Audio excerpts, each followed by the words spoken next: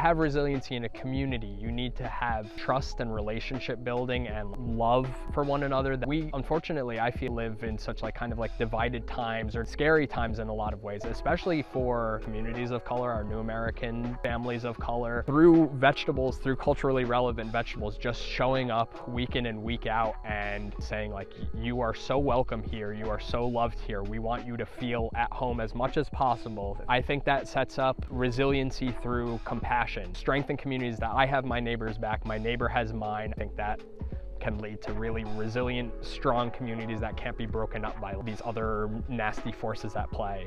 Vermont is really unique in that there's tons and tons of organic veggie farms. In order for farmers to make a livable wage, they really have to charge a good amount of money, and most people really just can't afford it. So that's where we come in, and we collect produce from all over Chittenden County, mostly donations from farms, and then we present a farm stand once a week, every week.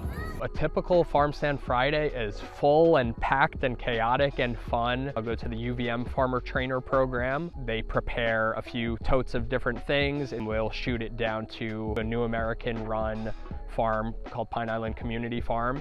We actually got a Vermonters Feeding Vermonters micro grant that would fund sourcing culturally relevant produce from Nepal, Africa, the Middle East, Caribbean, from these farmers at Pine Island. So we'll go and harvest with Hyacinth Mahoro, who is an amazing force of nature farmer. Then we'll zoom over to Diggers Mirth, one of the most amazing farms and people in the world. They graciously let us use their wash and pack station to wash the things we've harvested at Pine Island.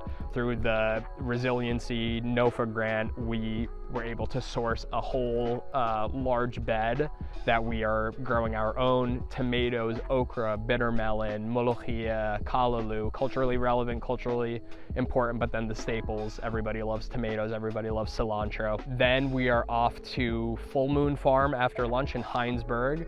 They're amazing. They take time out of their packed and busy schedules to harvest a little bit extra for us. Another amazing component is that we share community fridge space with Vermont Food Bank and Intervale Center, which is huge. So we drop stuff at the cooler, get a friend with a truck to pick up the close to 20 totes that we've amassed through the day, go in our little clown cars packed with all our totes, and then zoom to Pomeroy Park, which is our first location. We're at Pomeroy every Friday from 5 to 6:30 p.m. Unload, pack up everything after Pomeroy, and we go to South Meadows in the south end, and we're at South Meadows from 7 to 8. It's with Fareed, and that's a full block party. We have the table of veggies, just seeing people's excitement of seeing food that they know from their home countries. There's nothing like that, and it's really amazing.